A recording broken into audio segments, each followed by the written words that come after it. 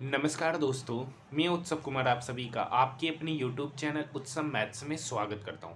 आज की वीडियो में मैं फिर से आप सभी स्टूडेंट के लिए RRB NTPC previous years question का आज हमारा 23वां क्लास है। आज की वीडियो में हम लोग आरआरबी एनटीपीसी 11 जनवरी 2021 थर्ड शिफ्ट में मैथ के जो जो प्रश्न पूछे गए उन सारे मैथ के प्रश्नों का सॉल्यूशन मैं आप सभी स्टूडेंट के लिए लेकर आया हूँ। आज का जो आप सभी स्टूडेंट को पता है, मैं डेली आप सभी स्टूडेंट के सुबह के 11 बजे मैं डेली आप सभी स्टूडेंट के लिए आरआरबी एनटीपीसी का एक प्रीवियस ईयर्स क्वेश्चन का कंप्लीट एनालिसिस लेकर आता हूं। आज से हम क्या कर रहे हैं कि आरआरबी एनटीपीसी का 11 बजे सिर्फ मैथ का एनालिसिस करेंगे और रात के 9 बजे या 9:30 बजे के बीच में इसी शिफ्ट में पूछे गए सारे जीके और रीजनिंग के प्रश्नों का सॉल्यूशन हम लोग देखेंगे। तो आइए समय को ना बर्बाद करते हुए अपनी इस वीडियो को शुरू करते। आज हमारा जो 23वां क्लास है उस 22 वीडियो का प्लेलिस्ट बना दिया गया है प्रीवियस ईयर्स क्वेश्चन का। जो नहीं देखे वो सारे जाकर आरआरबी एनटीपीसी प्रीवियस ईयर्स के क्वेश्चन का सॉल्यूशन जाकर देख सकते हैं। पीडीएफ के लिए आप हमारे टेलीग्राम ग्रुप से जुड़ सकते हैं जिसका लिंक वीडियो के डिस्क्रिप्शन में दे रखा है। आज से हम लोग क्या कर रहे हैं, यहाँ पर सिर्फ मैथ के क्वेश्चंस की बात करेंगे। जीके और रीजनिंग का क्लासेस आपका रात 9 बजे रात्रि में होगा। नेक्स्ट क्वेश्चन यहाँ पर सबसे पहला क्वेश्चन आपकी स्क्रीन के ऊपर ये रहा। 1-1/2 का मतलब है, यहाँ से एलसीएम लीजिएगा तो 1-1/2 मतलब 1/2।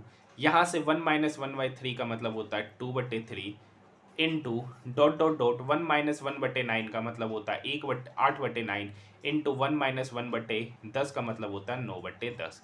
देखिए ये दो इस दो को काट रहा है, यहाँ तीन इस तीन को काटेगा, नीचे वाला ऊपर वाले को काट रहा है, तो ये सभी क्या हो जाएंगे, कट जाएगा। यहाँ पर ऊपर वाला नंबर बचेगा और यहाँ पर नीचे वाला नंबर बचेगा। यहाँ पर ऊपर में 1 है और यहाँ नीचे में 10 है, तो इसका सही उत्तर 1/10 option number 2। Next question, next math के प्रश्नों की बात कर रहे हैं हम लोग। नेक्स्ट क्वेश्चन क्या कह रखा है कि एक वस्तु को 2340 रुपये में बेचने पर विक्रेता को 10% की हानि हुई, यानी 90% का ही वैल्यू दे रखा है 2340 रुपया। 90% का वैल्यू दे रखा है 2340 रुपया। तो यहाँ से 10% का वैल्यू निकल के आएगा 9 दूनी 18, ठीक है, 5 9 छक 54, 10% का वैल्यू हो गया 260। तो सीपी होता है 100%, तो 100% का वैल्यू हो गया 2600 रुपया। अब इस सीपी पर 15% का लाभ कमाना है। 15% का लाभ मतलब 23/20, ठीक है, क्योंकि 15% का अगर फ्रैक्शन वैल्यू देखिएगा तो होता है 3/20। लाभ कमाना है तो 20 का सामान को 23 पे बेचना पड़ेगा, तो 23/20। ये 20 इस 2600 को काटेगा, यहाँ पर 130 बार में 130 गुना 23 करेंगे तो 2990 रुपया इसका एसपी निकल के आएगा जब उस पर 15% का प्रॉफिट कमाएंगे, ऑप्शन नंबर 4। नेक्स्ट प्रश्न, नेक्स्ट मैथ के प्रश्नों की बात कर रहा हूँ। देखिए क्वेश्चन नंबर 11 क्या कह रखा है कि दो संख्याओं का लघुत्तम समावर्तक और महत्तम समावर्तक का 24 गुना है। तो मान लेते हैं कि एचसीएफ एक्स है, तो एलसीएम कितना हो जाएगा 24x। उनके महत्तम समावर्तक और लघुत्तम समावर्तक मतलब इस दोनों का सम दे रखा है यहाँ 750 रुपया। तो 24x plus x 25x, 25x का वैल्यू 750, तो यहाँ x निकल के आएगा 750, sorry 24x plus 25x, 24x plus x 25x, 25x का वैल्यू 750, तो x का वैल्यू निकल के आ गया 30। तो एलसीएम कितना हो गया, एलसीएम हो गया 24 गुना 30, और एचसीएफ एक्स माने थे तो ये कितना है 30। अब देखिए एलसीएम गुना एचसीएफ बराबर होता है पहली संख्या गुना दूसरी संख्या। पहली संख्या यहाँ 90 है और दूसरी संख्या x है। ये 30 इस 90 को काटेगा 3 बार में, ये 3 इस 30 को काटेगा 10 बार में। 24 गुना 10 मतलब 240, मतलब दूसर की संख्या निकल के आ गया 240, ऑप्शन नंबर 4। नेक्स्ट क्वेश्चन, देखिए बोर्ड मास का बिल्कुल आसान क्वेश्चन है इस शिफ्ट का। ये 2 इस 10 को काटेगा 5 बार में, 5 गुना 4 20, 20 प्लस 6 26, 26 में से 9 गया 17, option number first. Next question, ये भी देखिए बिल्कुल आसान प्रश्न आपके स्क्रीन के ऊपर नजर आ रहा है। देखिए लास्ट में 1 होगा क्योंकि यहाँ पे लास्ट में 3 डेसिमल तक नंबर गया है और यहाँ पे 3 डेसिमल तक एक ही ऑप्शन नजर आ रहा है, जोड़ने की भी आवश्यकता नहीं है। इसका सही उत्तर ऑप्शन नंबर 4 फर्स्ट हो जाएगा। नेक्स्ट क्वेश्चन, देखिए क्वेश्चन नंबर 14, हर शिफ्ट में इस टाइप के क्वेश्चन अभी तक देखने को मिल रहे हैं। क्वेश्चन क्या कह रखा है, कुमुद ने 10% वार्षिक साधारण ब्याज की दर पर 3.5 वर्षों के लिए 1.5 वर्षों के लिए एक राशि उधार ली। स्नेहा ने समान अवधि के लिए चक्रवृद्धि ब्याज पर समान दर पर समान राशि उधार ली। यदि स्नेहा के ब्याज के रूप में 61 रुपये अधिक भुगतान करना पड़ रहा है तो कितनी राशि लिया। तो देखिए 6% सॉरी 10% की दर से अर्धवार्षिक, तो रेट कितना हो गया 5%। किसके लिए, स्नेहा के लिए। किसके लिए, स्नेहा के लिए। तो टाइम क्या हो जाएगा, देखिए 1.5 साल के लिए, अर्धवार्षिक है, प्रत्येक 6 महीना में ब्याज लेगा, तो 18 महीना में टोटल कितनी बार ब्याज लिया, 3 टाइम्स। तो 5% का फ्रैक्शन वैल्यू होता है 1/20। 1/20 मतलब डिनोमिनेटर में 20 है, तो 20 का क्यूब करेंगे तो 8000, यानी प्रिंसिपल कितना यूनिट हो गया, 8000 यूनिट हो गया। इसमें 3 साल का CI क्या होगा, 8000 का 1/20 400, पहला साल ब्याज, दूसरा साल ब्याज, तीसरा साल यहाँ पर ये जो ब्याज होता है सेम होता है, ठीक है। और दूसरा का साल पर ब्याज पे ब्याज लगने लगेगा, यानी 400 का 1/20 मतलब 20। अब यहाँ पर इस 400 का 1/20 लेंगे तो 20 और 20 हो गया 40। इस 20 का 1/20 लेंगे, 20 का 1/20 लेंगे तो 1।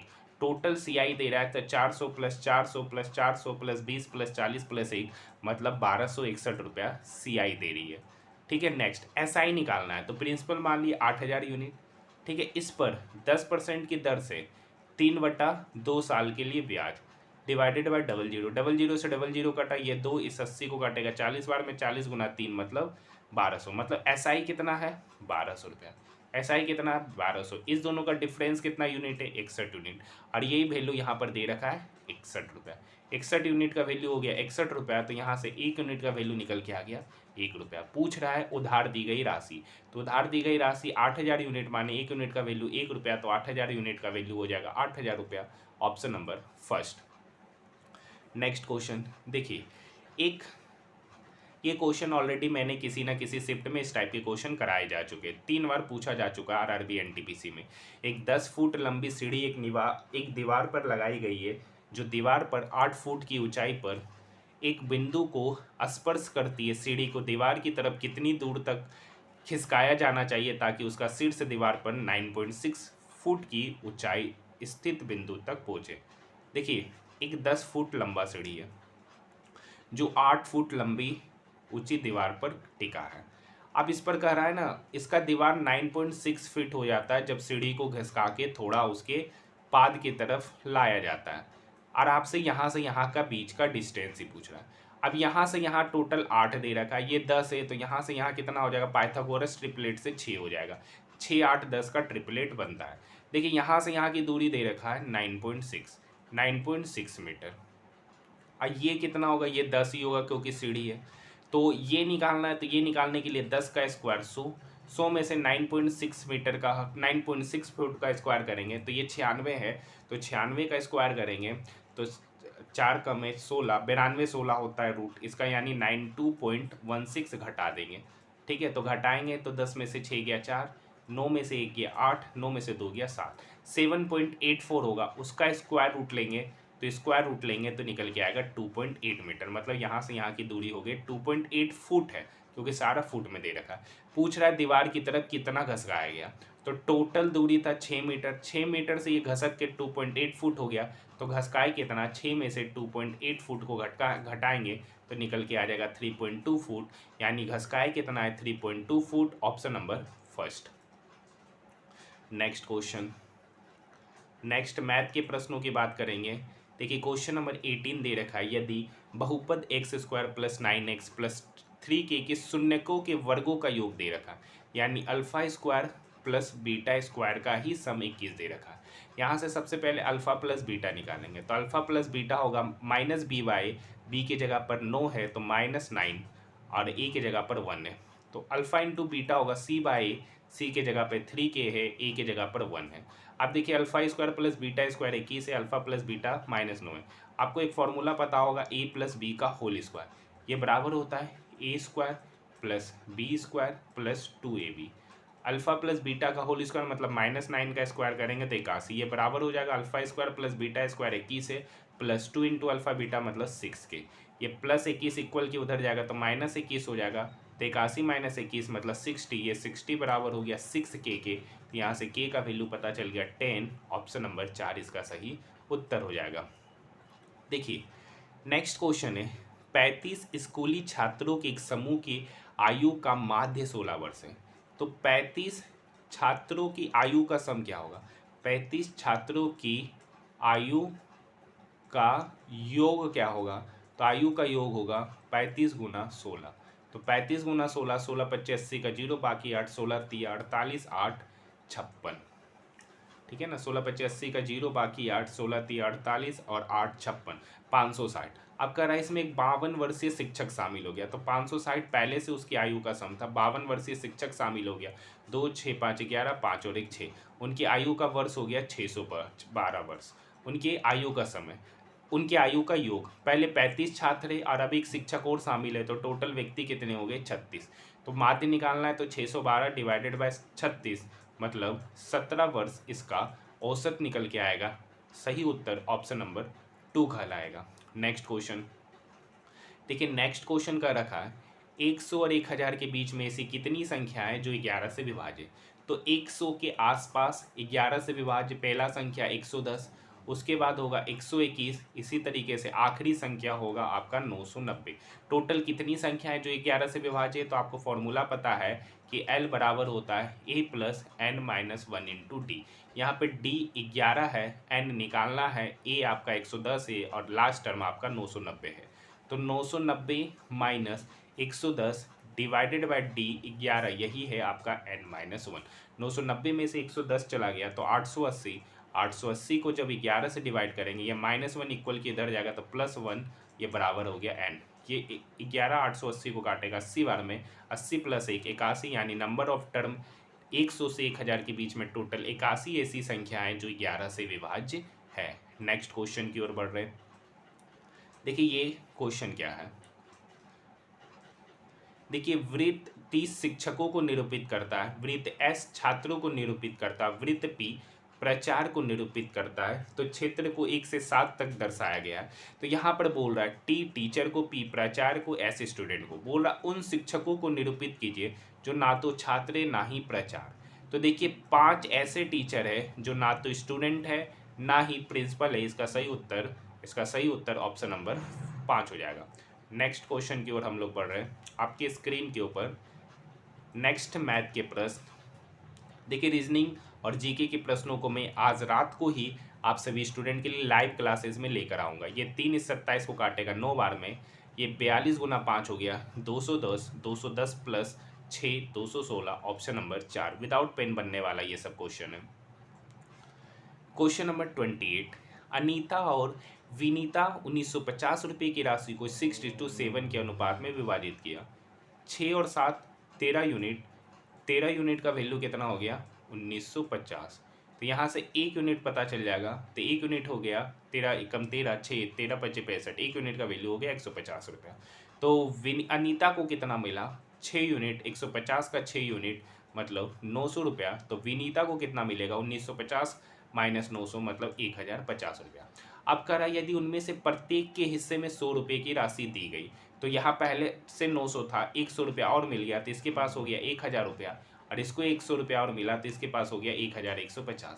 0 से 0 कटा, ये कटेगा 5 से 20 बार में, ये 5 से कटेगा 23 बार में, मतलब उनकी जो नई राशि का जो अनुपात होगा वो 20:23 होगा, option number 3। Next question, next math के प्रश्न क्वेश्चन नंबर 30 स्क्रीन के ऊपर ये रहा। मोहन ने 18,000 रुपये की राशि उधार ली, 10% वार्षिक दर पर 2700 रुपये का ब्याज मिला।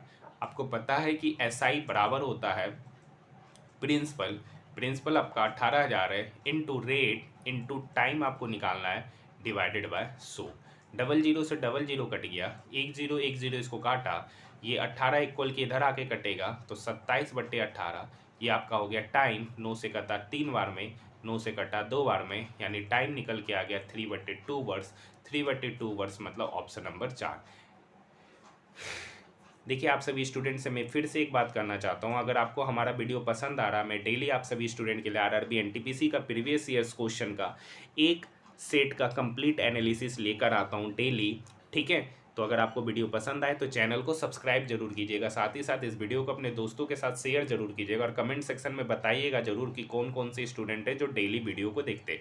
0.037 पर रेकरिंग है। तो तो 37 डिवाइडेड बाय कितने पर रेकरिंग 99। डेसिमल के बाद कितना ऐसा नंबर है जिस पर रेकरिंग नहीं है, एक नंबर, तो 37/990 ऑप्शन नंबर 4 इसका सही उत्तर हो जाएगा। देखिए माध्यिका निकालना है, तो माध्यिका निकालने के लिए पहले इसको इंक्रीजिंग ऑर्डर में सरिया दीजिए। तो यहाँ पे सबसे कम है 8, उसके बाद है 9, उसके बाद है 10, उसके बाद है 11, उसके बाद है 13, 13, 20। तो देखिए यहाँ पे टोटल 60 टर्म है, तो बीच वाला ही इसका उत्तर होगा यानी 11, ऑप्शन नंबर फर्स्ट इसका माध्यिका है।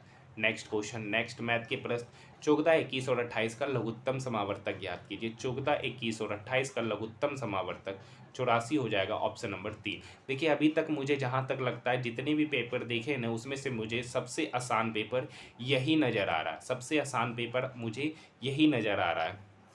ठीक है, अभी तक के सारे एनटीपीसी के एनालिसिस के आधार पे बता रहे। एक 15 मीटर ऊंचा पेड़, एक देखिए 15 मीटर ऊंचा पेड़ है, ठीक है, जो हवा से टूटकर यहाँ से हवा से टूटकर इस प्रकार गिरता है कि वह शीर्ष भूमि के साथ 60 डिग्री का कोण बनाता है। अब देखिए ये 60 डिग्री है, तो 60 डिग्री के सामने आपका होगा कितना यूनिट, √3 यूनिट, यानी यहाँ से यहाँ की दूरी होगी √3 यूनिट। यहाँ पे होता है 30 डिग्री, तो 30 डिग्री के सामने होता है 1 यूनिट, ठीक है। और ये कितना हो जाएगा, ये हो जाएगा आपका 2 यूनिट, ठीक है।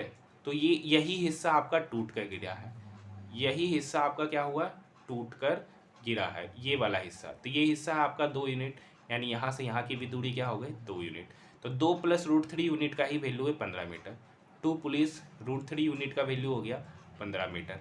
तो 1 यूनिट का वैल्यू हो जाएगा, तो 1 यूनिट का वैल्यू हो जाएगा 15/2 + √3 मीटर। क्वेश्चन पूछ रहा पेड़ अपने आधार से कितनी ऊंचाई से टूटा है, तो पेड़ अपने आधार से इतनी ऊंचाई पर टूटा है, मतलब वो वैल्यू है √3 यूनिट का वैल्यू पूछ रहा है। 1 यूनिट का वैल्यू इतना, तो √3 यूनिट का वैल्यू कितना होगा, √3 से मल्टीप्लाई कर दीजिए, तो 15√3 डिवाइडेड बाय 2 + √3, ऑप्शन नंबर 2 इसका सही उत्तर हो जाएगा। ये क्वेश्चन समझ में आया, काफ़ी अच्छा क्वेश्चन आपके एग्जामिनेशन में पूछा गया। नेक्स्ट प्रश्न, वो रीजनिंग का प्रश्न था इसलिए छोड़ दिए, उसके प्रश्नों को हम लोग रात में देखेंगे। क्वेश्चन नंबर 41, देखिए √9 का वैल्यू होता है 3, √16 का वैल्यू होता है 4, 4 + 3 7, 42 + 7 49, 49 का स्क्वायर रूट 7, 7 × 5 35, 134 + 35 169, 169 का वैल्यू हो गया 13, 51 + 13 मतलब 64, 64 का स्क्वायर रूट, ऑप्शन नंबर 3 इसका सही उत्तर हो जाएगा। ये रीजनिंग के प्रश्न है। देखिए क्वेश्चन नंबर 43 क्या कह रखा है कि एक तैराक जिसकी स्थिर जल में चाल 9 किलोमीटर पर आवर है, अब वो 9 किलोमीटर की दूरी धारा की दिशा में 45 मिनट में जाता है। 45 मिनट को 60 सेकंड में कन्वर्ट करने के लिए, आवर में कन्वर्ट करने के लिए 60 से डिवाइड करते हैं, तो ये ऊपर चला गया 15 × 45, 15 × 4 60, 3 × 9, मतलब धारा की दिशा में उसकी चाल है 12 किलोमीटर पर आवर। धारा की दिशा में चाल है, मतलब x + y का वैल्यू दे रखा है 12 किलोमीटर पर आवर। x आपका है 9 किलोमीटर पर आवर, y आपको निकालना है और इसी का वैल्यू है 12 किलोमीटर पर आवर। तो y बराबर होगा 12 - 9 मतलब 3 किलोमीटर पर आवर, मतलब धारा की चाल हो गया ऑप्शन नंबर 2। नेक्स्ट प्रश्न, नेक्स्ट प्रश्न मैथ के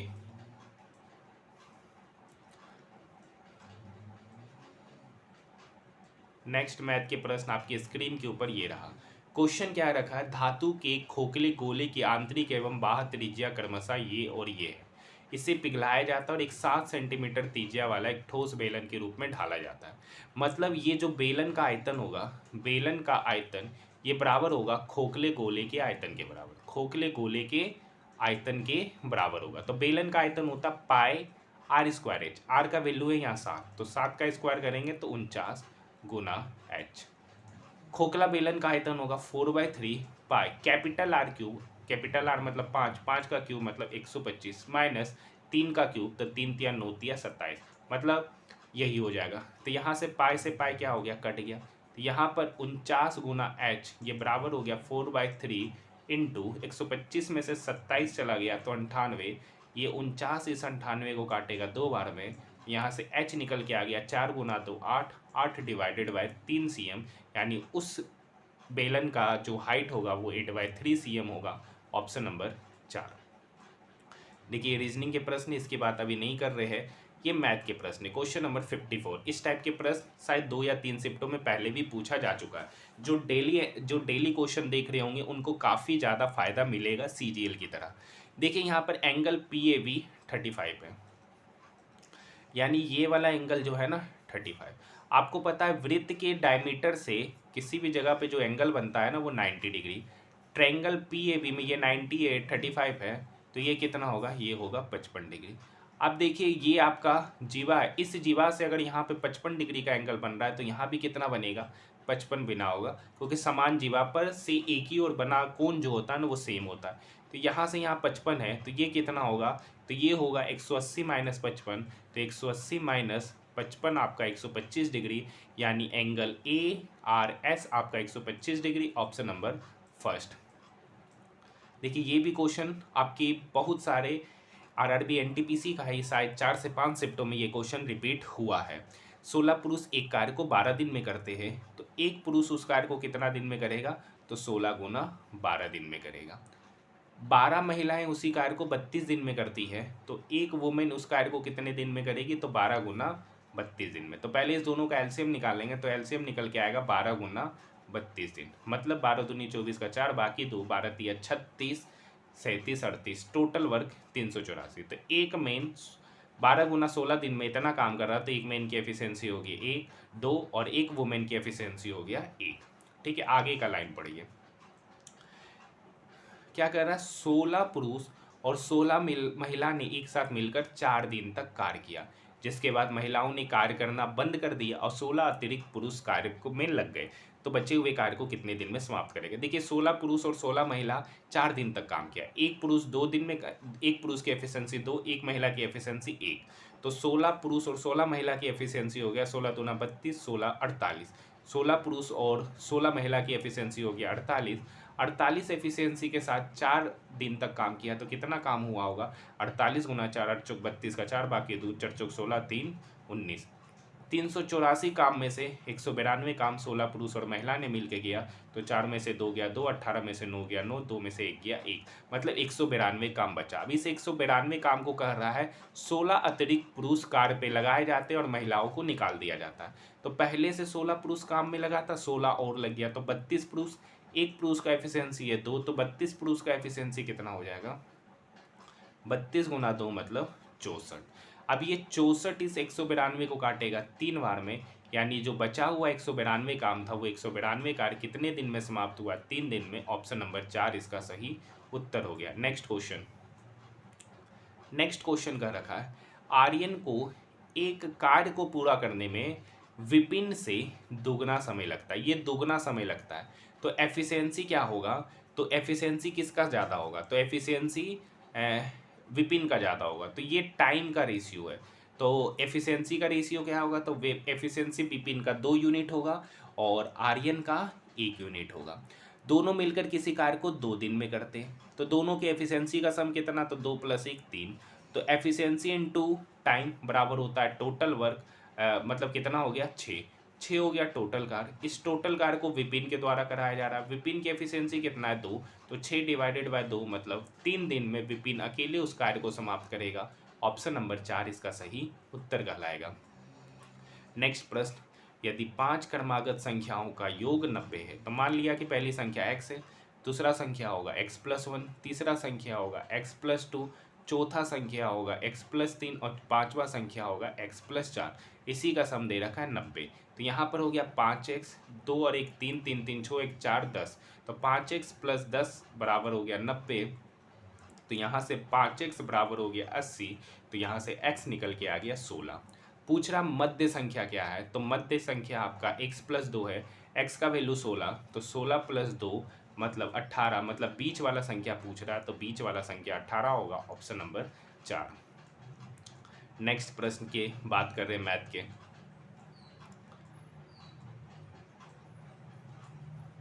नेक्स्ट प्रश्न मैथ का आपके स्क्रीन के ऊपर ये रहा। देखिए एक होल है, ठीक है,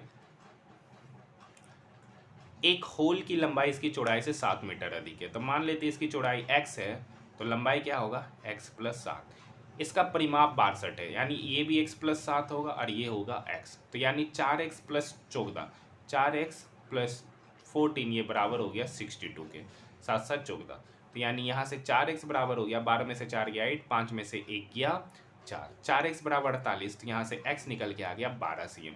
x आपका चौड़ाई माने थे, पूछ रहा लंबाई, तो 12 + 7 कितना हो गया 19 मीटर। ऑप्शन नंबर फर्स्ट इसका सही उत्तर हो जाएगा। देख सकते हैं, मतलब ये शिफ्ट सबसे आसान शिफ्ट है अभी तक कराए गए सारे 22 शिफ्टों में। राम सागर और भगत राम, एक राम सागर है और एक भगत राम, उनके निवेश का अनुपात है 10:30। उनको लाभ होता 8,050। जो जैसा निवेश कर रहा होगा उसको वैसा ही पैसा मिलेगा। तो 10 + 13 मतलब 23 यूनिट। 23 यूनिट का वैल्यू हो गया 8,050। तो यहाँ से 1 यूनिट का वैल्यू निकल के आ जाएगा 8,050 डिवाइडेड बाय 23। तो पूछ रहा भगत राम का हिस्सा, तो भगत राम को कितना यूनिट मिलेगा 13 यूनिट। तो 8,050/23 गुना 13 कर लीजिएगा, तो इसका आंसर निकल के आ जाएगा। ये कैलकुलेशन अब आप खुद कर लीजिएगा, ये कैलकुलेशन आसान है, सही उत्तर निकल के आ जाएगा 4,550 रुपये, option number first. Next math के प्रश्नों की बात कर रहा हूँ, ये अभी रीजनिंग। हाँ देखिए, एक परीक्षा में क्वेश्चन क्या कर रखा है, क्वेश्चन नंबर 75। एक परीक्षा में मोहित ने पूर्णांक में से 30% अंक प्राप्त किए। तो मान लेते पूर्णांक के 100% का या 100 यूनिट का, 100 में से 30% अंक प्राप्त किया, मतलब 30 यूनिट अंक मिला, तो 25 अंकों से फेल हो गया। अगर ये 30 यूनिट में 25 अंक मिल जाता तो ये उसका पासिंग मार्क्स है, ये बराबर होगा। एक अन्य छात्र ने 38% मार्क्स लाया, तो 100 का 38% मतलब 38 यूनिट, ठीक है। तो उसे उत्तीर्ण होने के लिए 15 अधिक अंक मिला, मतलब ये पासिंग मार्क्स से 15 ज़्यादा है, तो यहाँ से 15 हमको क्या करना पड़ेगा, घटाना पड़ेगा। तो बस यहाँ पर कुछ नहीं कीजिए, एक दूसरे की तरफ भेजिए। ये 38 यूनिट है, ये 30 यूनिट है, तो इक्वल की उधर जाएगा तो 8 यूनिट। ये -15 इक्वल की उधर जाएगा तो +15, तो 25 + 15 मतलब 40 मार्क्स। 8 यूनिट का वैल्यू 40, तो यहाँ से 1 यूनिट का वैल्यू निकल के आ गया 5 मार्क्स। 1 यूनिट का वैल्यू निकल के आ गया 5 मार्क्स। टोटल मार्क्स मारने थे 100 यूनिट, 1 यूनिट का 5, तो 100 यूनिट का वैल्यू हो गया, मतलब 500 मार्क्स का एग्जामिनेशन था। तो 500 का 30 यूनिट कितना होगा, मतलब 30%। तो 500 का सबसे पहले देखिए 25 यूनिट निकालते, तो 25/500 गुना 100, परसेंटेज कितना हो गया 25 दूनी 50, ठीक है। 20 बार में ये 20 इस 100 को काटेगा 5 बार में, मतलब 25 मार्क्स का मतलब होता 5%। 30% पहले से ला रहा था, तो 5% से क्या हो गया, फेल हो गया। मतलब पासिंग मार्क्स कितना हो गया 30 + 5% मतलब 35%। ऑप्शन नंबर 3 इसका सही उत्तर कहलाएगा। नेक्स्ट प्रश्न की ओर हम लोग बढ़ रहे हैं। नेक्स्ट क्वेश्चन आपके आसान क्वेश्चन है, देखिए इस क्वेश्चन को कैसे बनाएंगे। ये 6 इस 12 को काटेगा 2 बार में, 6 चौक 24 दूनी 48। यहाँ पे देखिए 7 का स्क्वायर है 49, 49 में से 1 गया 48, मतलब ये पूरा का पूरा टर्म हो गया 1। यहाँ पे 5 में से 3 गया 2, 7 गुना 2 मतलब 14, 14 + 1 + 5, यही इसका आंसर होगा। 14 5 19, 19 1 20, ऑप्शन नंबर 2। देखिए यहाँ पर तीनों बोर्ड मास रूल पे पूछे गए क्वेश्चन, वे भी आसान है, मतलब सबसे इजीएस्ट शिफ्ट अभी तक कराए गए सारे 23 शिफ्टों में। Next question, sine theta -√3 cos theta का वैल्यू 0। तो ये -√3 कोस थीटा इक्वल के उधर जाएगा तो क्या हो जाएगा √3 कोस थीटा। ये किसके बराबर है, साइन थीटा के। कोस थीटा इक्वल के इधर आके डिवाइड हो जाएगा, तो साइन थीटा बटे कोस थीटा टेन थीटा, इसी का वैल्यू हो गया √3। बताइए टेन के किस मान पर उसका वैल्यू √3 होता है, तो थीटा = 60 डिग्री पर। वैल्यू पुट कीजिए, sine square theta minus cos square theta, मतलब sine square 60 degree, sine square 60 degree का मतलब होता है √3/2 का होल स्क्वायर, माइनस कोस 60 का वैल्यू होता है 1/2 का होल स्क्वायर। √3/2 का होल स्क्वायर मतलब 3/4, माइनस 1/2 का होल स्क्वायर मतलब 1/4।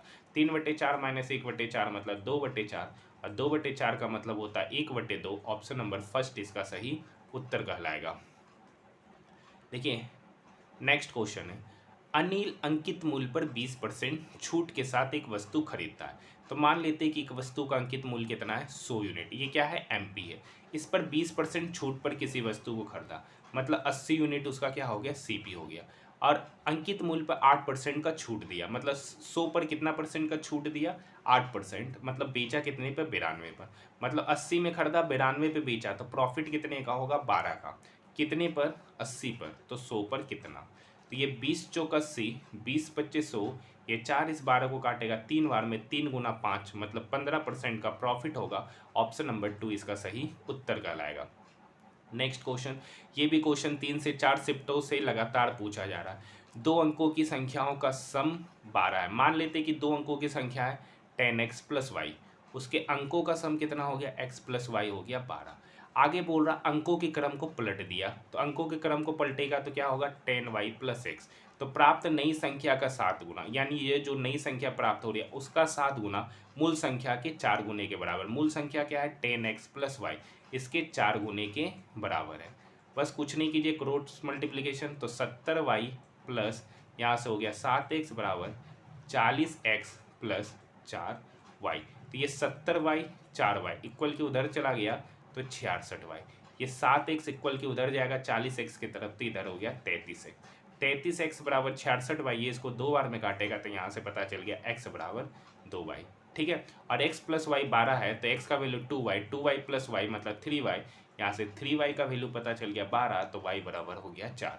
y बराबर 4 इस इक्वेशन में पुट करेंगे तो यहाँ से x का वैल्यू निकल के आएगा 8।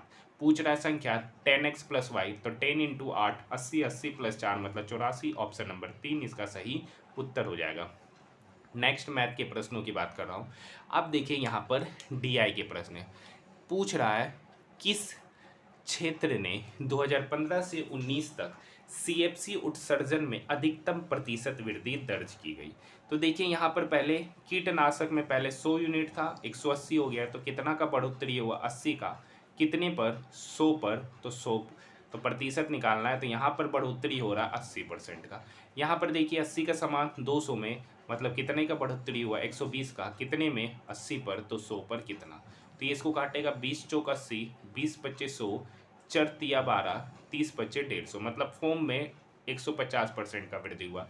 500 का चीज़ 800 हो गया, पहले 500 था अब 800 हो गया, कितने का वृद्धि हुआ 300 का, कितने पर 500 पर, तो 100 पर कितना। तो यहाँ पर डबल जीरो से डबल जीरो कटेगा, या 5 इस 300 को काटेगा 60 बार में, यानी यहाँ पे 60% का बढ़ोतरी हो रहा है। यहाँ पर देखिए 200 का चीज़ 450 हो गया, कितना बढ़ रहा है 250, कितना बढ़ रहा है 250, कितने में 200 पे, तो 100 पर कितना।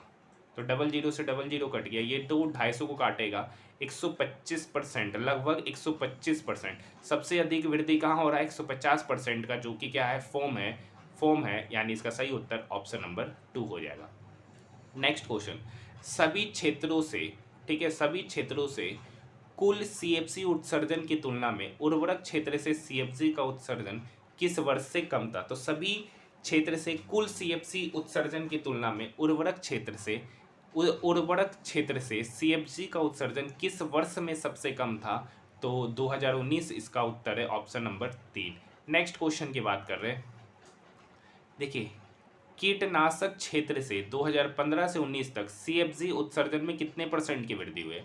2015 से 19 में कीटनाशक में कितने परसेंट की वृद्धि हुई है, तो 100 का समान 180 मतलब 80% का वृद्धि हुआ। सही उत्तर ऑप्शन नंबर 4 है। Next question option number 4।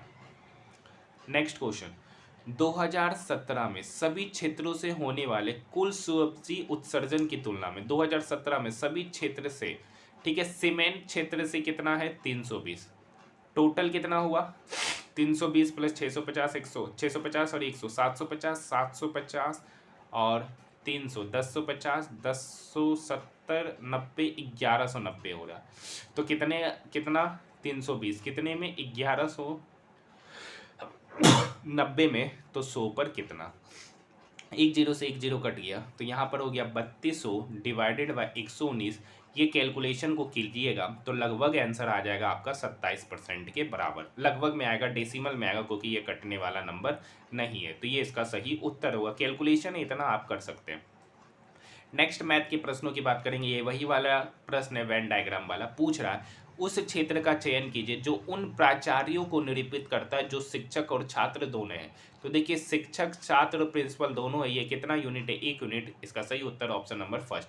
ये बेसिकली रीजनिंग में पूछा जाने वाला क्वेश्चन है मैथ का। ये मैथ का क्वेश्चन है जो रीजनिंग में पूछा गया है। ठीक है, ये मैथ सिलेबस से नहीं पूछा गया, रीजनिंग से पूछा गया ये प्रश्न। ये दोनों में बनते हैं। उस क्षेत्र का चयन कीजिए जो उन प्राचार्यों को निरूपित करता है जो छात्र है परंतु शिक्षक नहीं है।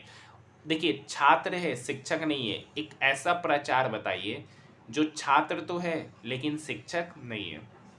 जो उन प्राचार्यों को निरूपित करता है जो छात्र है मतलब प्राचार्य भी है छात्र भी है। तो कौन सा ऑप्शन है? 3। ये 3 एक ऐसा ऑप्शन है जो टीचर नहीं को दर्शाता है। सही उत्तर ऑप्शन नंबर 2 हो जाएगा। नेक्स्ट क्वेश्चन, एक और क्वेश्चन इसका शायद था कि शायद हो गया। तो ये सारे के सारे जो प्रश्न थे ना आरआरबी एनटीपीसी में, ये प्रीवियस ईयर्स क्वेश्चन 11 जनवरी सेकंड शिफ्ट में सारे मैथ के प्रश्न पूछे गए। अब हम बात करते हैं आरआरबी एनटीपीसी का 11 जनवरी सेकंड शिफ्ट का जीके और रीजनिंग का जो क्लास आएगा वो आपका लाइव क्लासेस आएगा रात्रि के 9 से 9:30 बजे के बीच में। ठीक है, तो जो वैसे स्टूडेंट जिनको हमारा वीडियो पसंद है तो आप हमारे चैनल को सब्सक्राइब कर सकते हैं, साथ ही साथ इस वीडियो को अपने दोस्तों के साथ ज़्यादा से ज़्यादा शेयर कर सकते हैं। तो आज के लिए इतना ही।